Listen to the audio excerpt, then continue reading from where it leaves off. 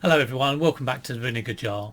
Thought I'd do something a little bit different today and talk about de-yellowing plastic, aged plastic, or retrobriting as it's known.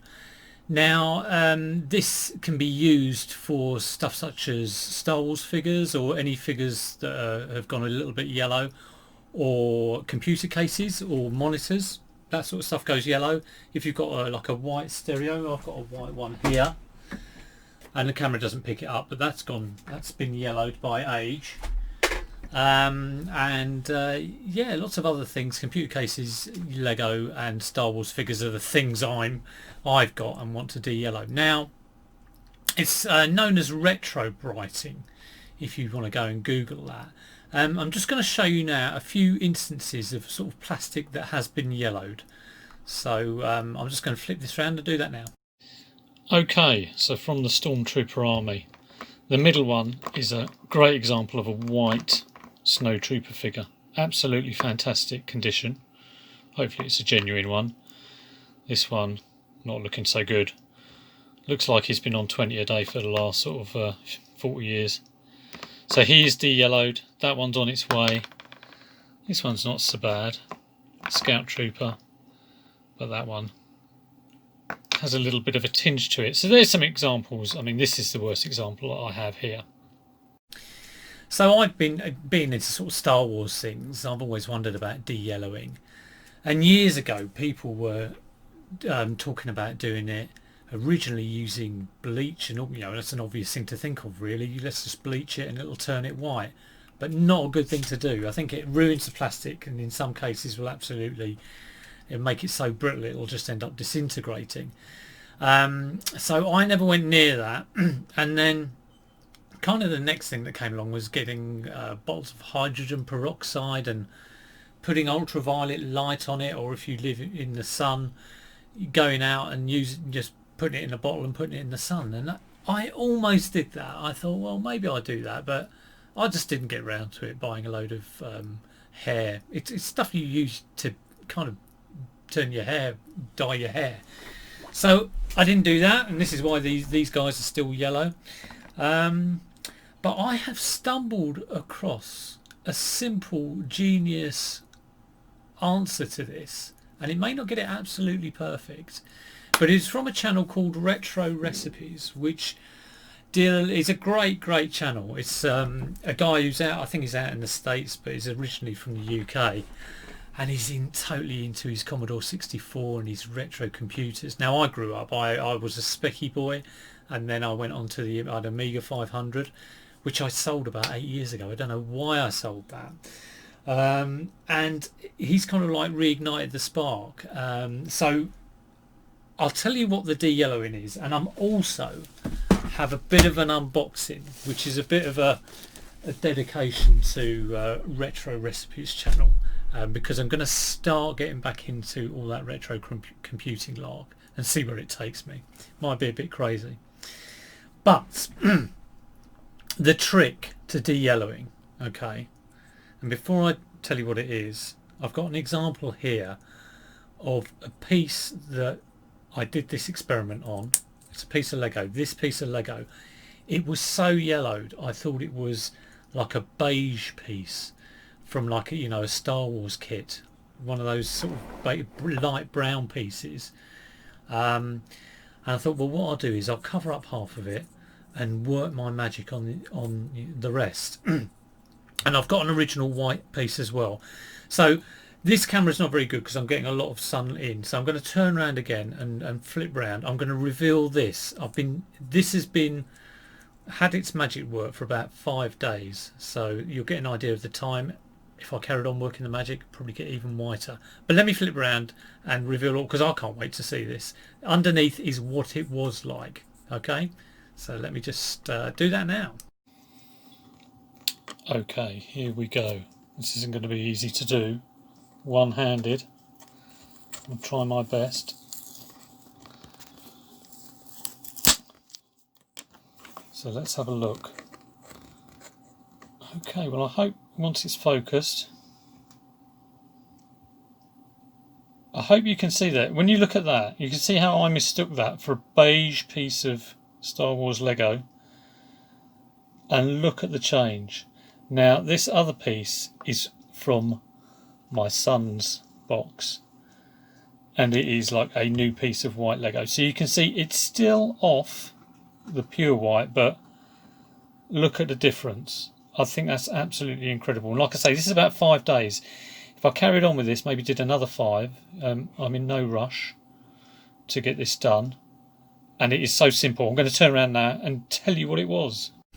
Okay, the secret is just to leave them outdoors in the sun.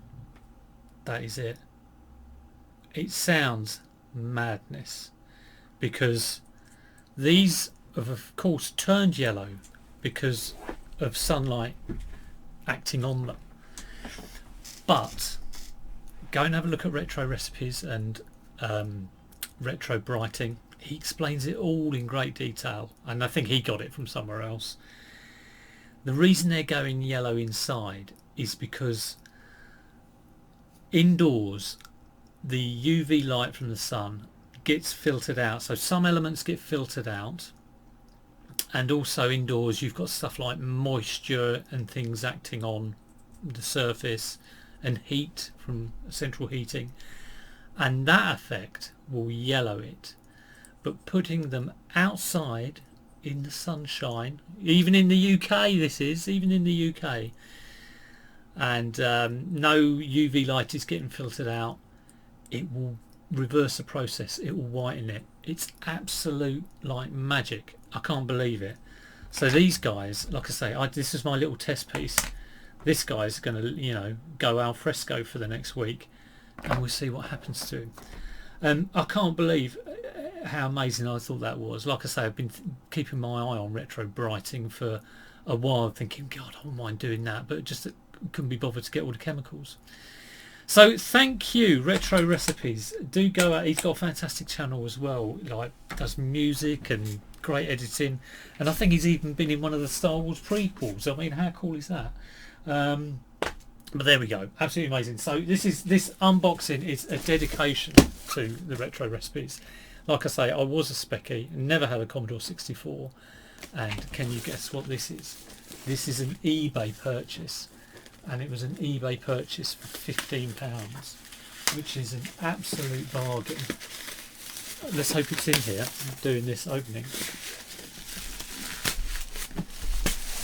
So he's packed it well. I did give him instructions of how to pack it. In fact, I think I might need to go and get a pair of scissors. I'll be back in 1 minute.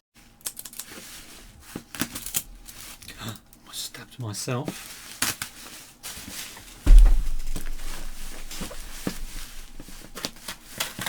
And not only have I got this, but apparently he went in his loft the other day and found some other bits, which once I've got this open, I'll tell you all about. Okay. It's not a Vax hand floor master, or at least I hope it isn't.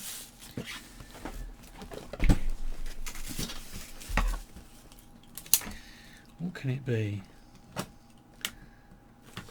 My God, he's packed it very well.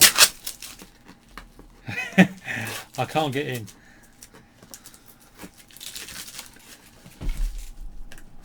Okay, let's go for it.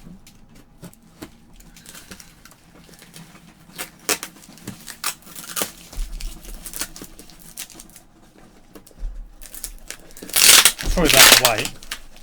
I'm wrestling with packing tape.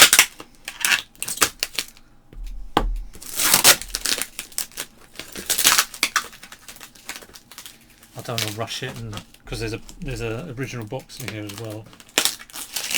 I don't want to rush it and ruin the box.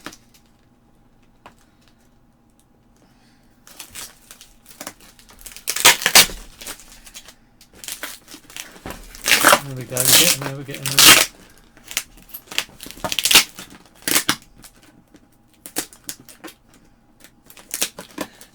Let me do this off camera and I'll be back in a minute.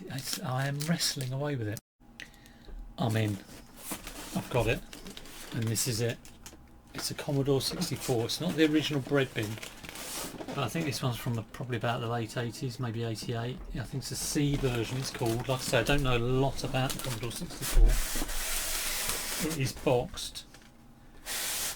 It looks beautiful. There we go, Commodore. You can't see that Commodore logo on the polystyrene. It has the original power supply. Got some polystyrene kind of stuck on it, but that's fine.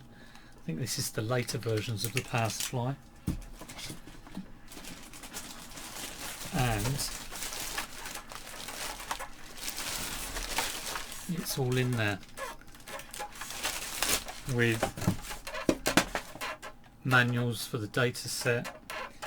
Now the data set is coming.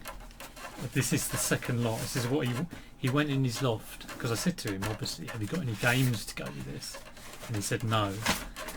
And then he emailed me a little bit later on and said, look what I found, there's a whole load of games. I'm going to unbox those a bit later on. But we've got the user manual there. So yeah, they should be arriving, the games should be arriving sort of early next week. All the paperwork. But this, I won't need to Retrobrite that. That looks in absolutely fantastic condition. So I'm very excited about that. Now, the sad thing is, well, it's not really sad, it's just being careful. If I hadn't have been watching his channel, I think I would have bought that and got it and plugged it in and gone, here we go. Sorry, I've gone out of focus. I'm so excited I've gone out of focus. That is not the thing to do. Those old power supplies, the capacitors in them, they can kind of wear out. They can, you know, split bulge or whatever, and it's not a good idea to stick an old power supply in a old Commodore 64. You could actually fry the motherboard. I've been looking at all these old channels, Yan Beta and Retro Man Cave, just sort of getting into it all.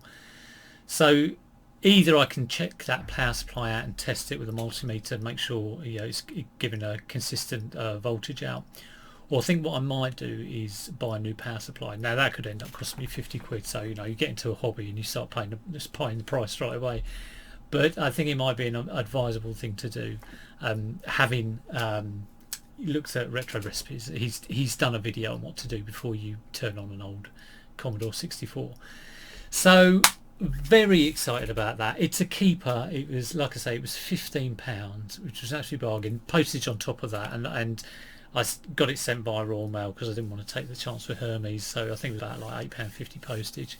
So £23.50 all in for the PC. He sold it as keyboard 40, so it could well be 40, but even at that price, it's worth it for the case.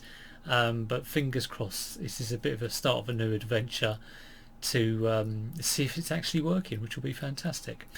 Thanks for tuning in. I'll put a link in for retro recipes if you're interested in that sort of thing, and also I will do a kind of another reveal of all these Commodore games when I get them. I was at a boot fair this morning and I actually managed to pick up 2 Commodore cassettes for 25p each, so I can see myself getting a huge library. I can have Commodore on one side and Spectrum on the other, and like have battles between the two or something like that. Maybe I've got an old rubber key Spectrum, which I might see if that's working, test that out. But yeah, hope you enjoyed that. I hope that's good information about the retro brighting. It's worth trying out. Like I say, those bits of Lego will be going back in the garden, and so will the Hoth Snow Trooper, and see if he brightens up a little bit. But for now, take care, and I'll see you soon.